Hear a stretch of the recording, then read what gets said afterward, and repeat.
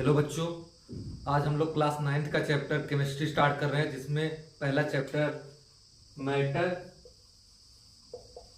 In our surrounding बात करेंगे। ठीक है, पहला chapter matter in our surrounding या आवर सराउंडिंग। ठीक है, तो हम लोग आज पहला चैप्टर स्टार्ट कर रहे हैं केमिस्ट्री का, मैटर इन आवर सराउंडिंग। ठीक है, तो सबसे पहले इसमें देखो मैटर क्या होता है। सबसे पहले हम लोगों को यही पता होना चाहिए कि मैटर क्या होता है। तो मैटर की डेफिनेशन मैं तुम लोगों को पहले बता देता हूं। Matter that things which occupy space and which has a mass. ठीक है, या हैव अ मास कर दो, हैज अ मास या have which have a mass. ठीक है, वे अब देखो, इसको ये भी बोल सकते हैं मैटर को सब्सटेंस भी बोल सकते हैं, सब्सटेंस या पदार्थ, हिंदी में पदार्थ भी बोल सकते हो। ठीक है, तो ऐसी वस्तु जो स्थान घेरती हो और जिसका मास हो, जिसका वेट, वो सारी चीजें क्या होंगी, मैटर होंगी। ठीक है, जैसे तुम्हारे आसपास कुछ भी, तुम्हारा ये देखो मैं मार्कर भी एक मैटर है।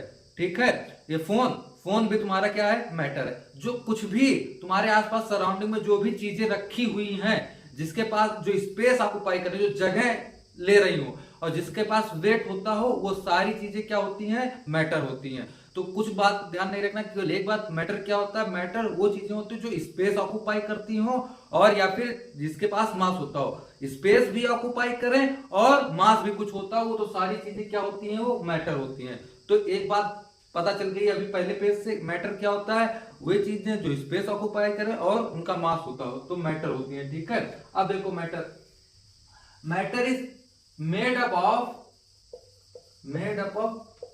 स्मॉल पार्टिकल्स कॉल्ड एटम को परमाणु बोलते हैं, अणु बोलते हैं। ठीक है, अब ये जो पार्टिकल एटम है, ये तुम्हारा मैटर है। मैटर क्या होता है, छोटे छोटे पार्टिकल से मिलकर बना होता है, उसको एटम बोलते हैं। ठीक है, जैसे चेयर है, चेयर तुम्हारा भी किसी छोटे छोटे पार्टिकल से ही मिलकर बना हुआ है। जैसे मैंने तुम लोगों को पहले लेक्चर में समझाया था, एक ऑर्गेनिज्म है। जैसे मैंने तुम लोगों को पहले लेक्चर में समझाया था कि एक कंप्लीट ऑर्गेनिज्म है, मान लो एक ह्यूमन बॉडी, एक कंप्लीट ऑर्गेनिज्म, या एग्जांपल के तौर पे ह्यूमन बॉडी मान लो। ठीक है, ह्यूमन बॉडी। ठीक है, तो ह्यूमन बॉडी तो किससे बना होगा, सबसे स्मॉलेस्ट या फंडामेंटल, तुमको बताया था स्मॉलेस्ट यूनिट क्या होगी, स्मॉलेस्ट यूनिट या फिर फंडामेंटल यूनिट क्या होगी, फंडामेंटल यूनिट। या मैंने बायो के लेक्चर में तुम लोगों को बताया था, तो स्मॉलेस्ट सेल बोले थे ना। ठीक है, तो जो ह्यूमन की बॉडी है या कंप्लीट ऑर्गेनिज्म कोई सा भी हो, या ह्यूमन बॉडी मान लो, अपना एग्जांपल ले लो, तो कुछ भी जो होगा उसका जो सबसे छोटी इकाई होगी वो सेल से बना होता है। वैसे नॉन लिविंग की जो हम बात करते हैं, नॉन लिविंग थिंग्स या मैटर जो हम लोग अभी पढ़ रहे हैं, मैटर।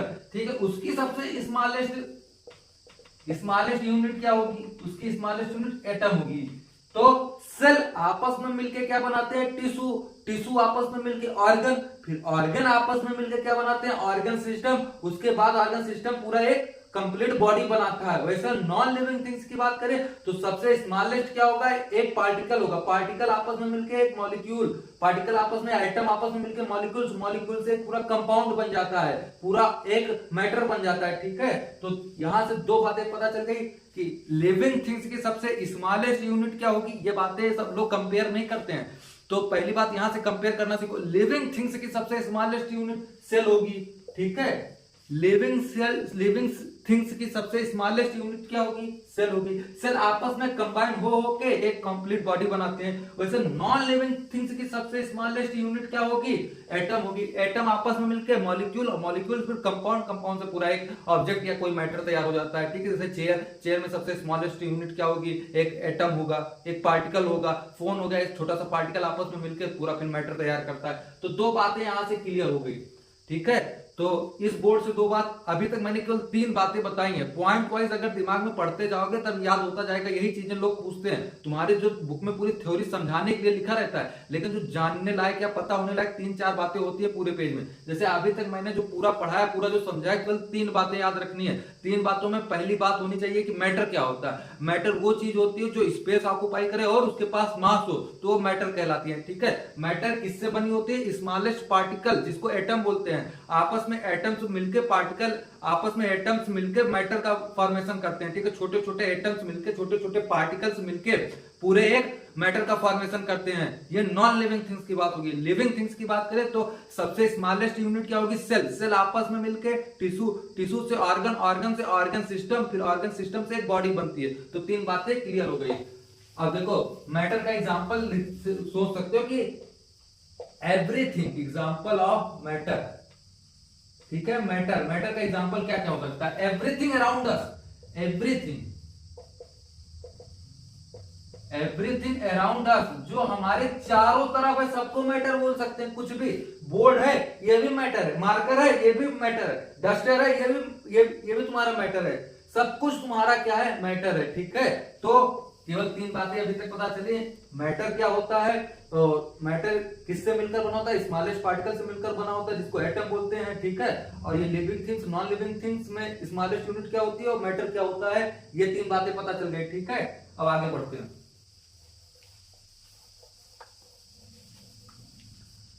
अब आगे मैटर को क्लासिफाई किया गया है 2 पार्ट में। ठीक है, मैटर को 2 पार्ट में क्लासिफाई किया गया है। मैटर को classify, matter classification, classification of matter.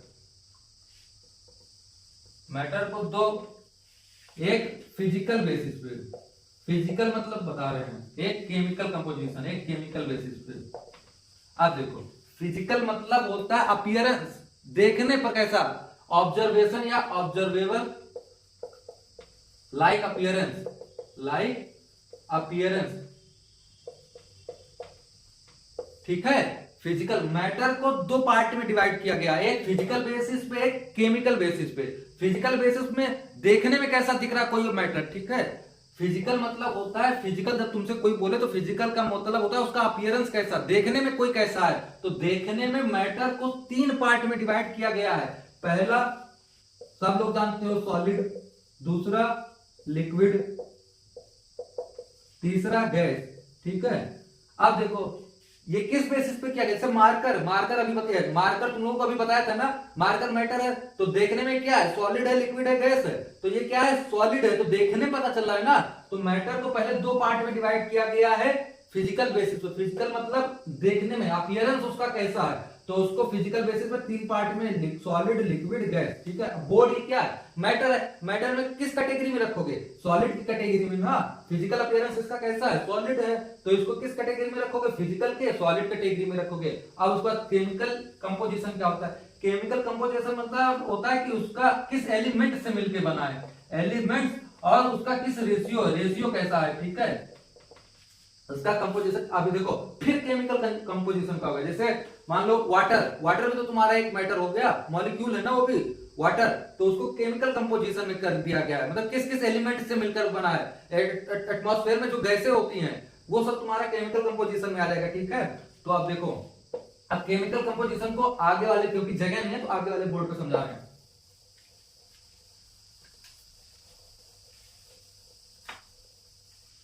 और देखो केमिकल कंपोजिशन की बात कर रहे हैं। केमिकल कंपोजिशन, केमिकल कंपोजिशन को फिर फर्दर 2 पार्ट में डिवाइड किया गया है, एक प्योर लिक्विड, एक प्योर लिक्विड और दूसरा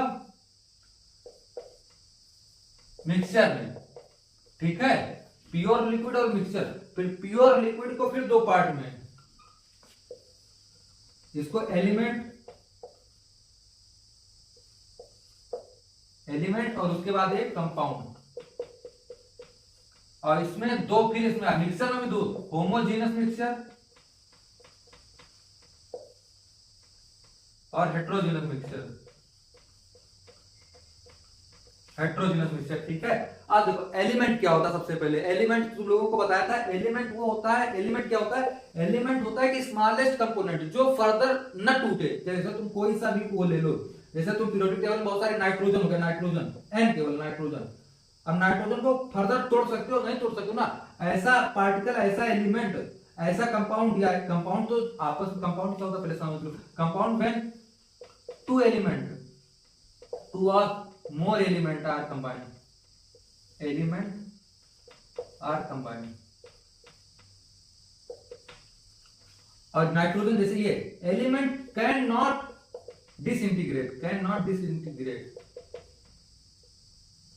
डिसइंटीग्रेट मतलब इसको फर्दर नहीं तोड़ सकते, सबसे छोटा पार्टिकल सबसे छोटा होगा, इससे छोटा कुछ हो ही नहीं सकता, ठीक है। अब नाइट्रोजन होता है n से छोटा कुछ होगा, नाइट्रोजन से छोटा कुछ होगा नहीं होगा ना, लेकिन अगर H2O है, अब H2O में क्या 2 हाइड्रोजन है ना, 2 हाइड्रोजन प्लस 1 ऑक्सीजन, तो ये टूट गया ना, लेकिन ये स्मॉलेस्ट होगा, मतलब कैन नॉट डिसइंटीग्रेट, इसको फर्दर आगे तोड़ नहीं सकते, सबसे छोटा एलिमेंट होगा, सबसे छोटा पार्टिकल होगा, तो उसी को एलिमेंट बोलते हैं, जिसको फर्दर आगे हम तोड़ नहीं सकते उसको एलिमेंट बोलते हैं। तो इसका एग्जांपल ले सकते हो तुम मरकरी, मरकरी और ब्रोमीन भी सोच सकते हो ना। मरकरी जो हम लोग देखो वो क्या फीवर होता है तो हम लोग डॉक्टर के यहाँ जाते हैं तो वो थर्मोमीटर अंदर मुंह में रखते हैं ना, तो उसमें जो लिक्विड भरा रहता है, पारा लिक्विड, उसको पारा बोलते हैं, मरकरी, ठीक है। तो वो तुम्हारा एग्जांपल आ जाएगा, एलिमेंट है, वो सिंगल एलिमेंट है, मतलब मरकरी को फर्दर किसी दो पार्ट में डिवाइड नहीं कर सकते, सिंगल मरकरी है, ठीक है।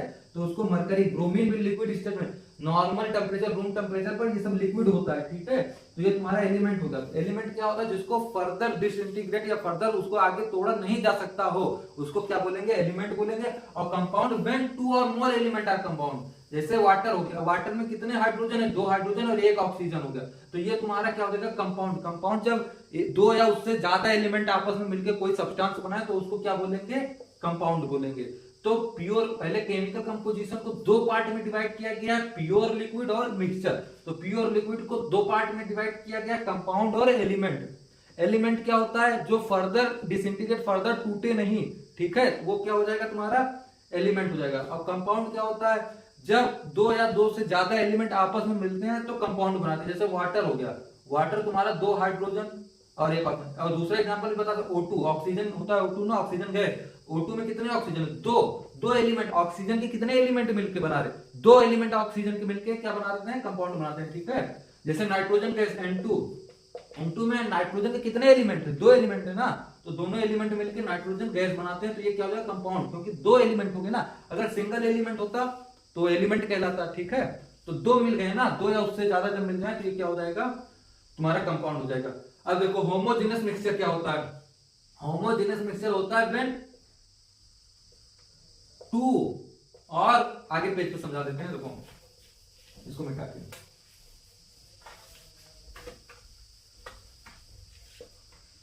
अब देखो होमोजेनस मिक्सचर क्या होता है, होमोजेनस मिक्सचर होता है व्हेन 2 और more component are uniformly distributed,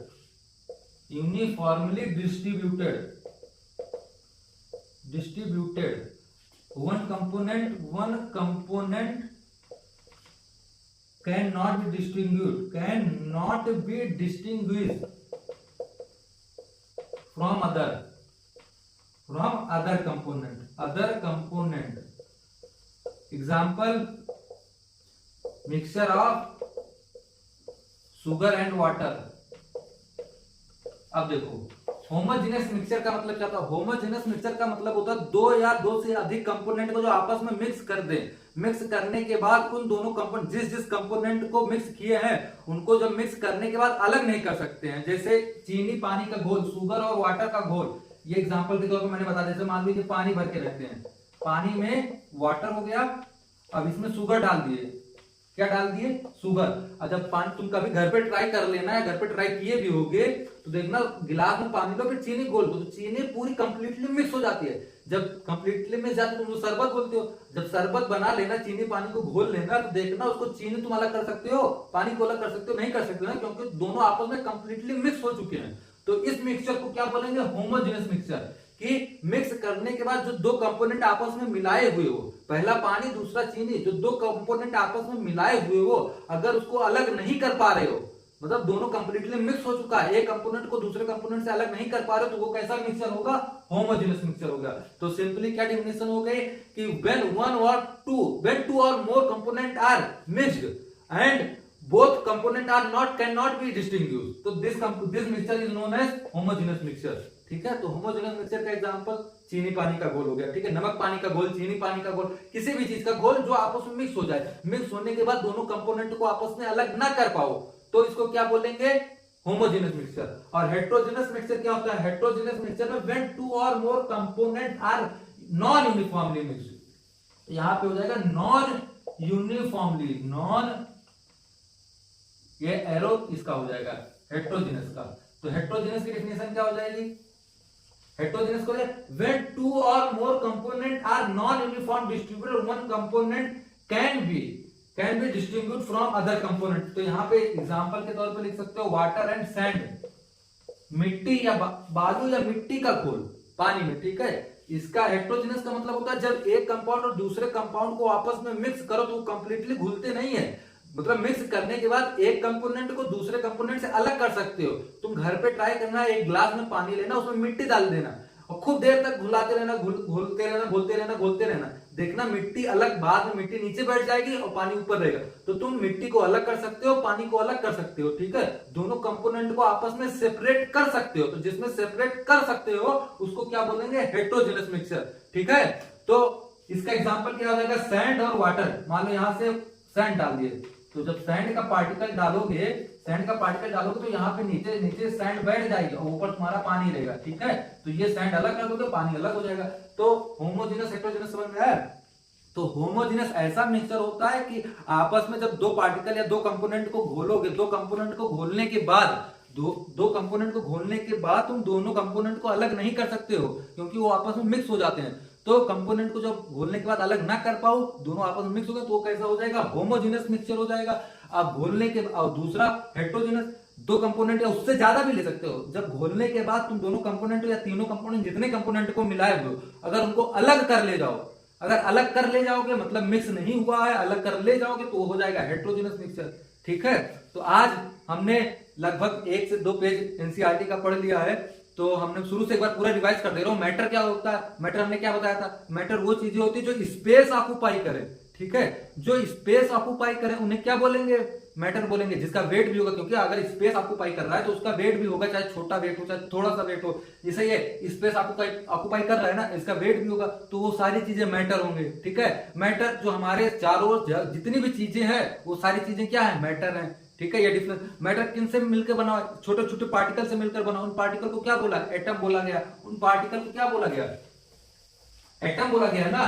smallest particle को देखो, एक ट्रिक बता, स्मॉलेस्ट ट्रिक नहीं है, मतलब एक है, ये स्मॉलेस्ट पार्टिकल को एटम बोला गया। अब एटम को परमाणु बोलते हैं। ठीक है, अब देखो इसको, एटम को परमाणु हिंदी में लिख दो,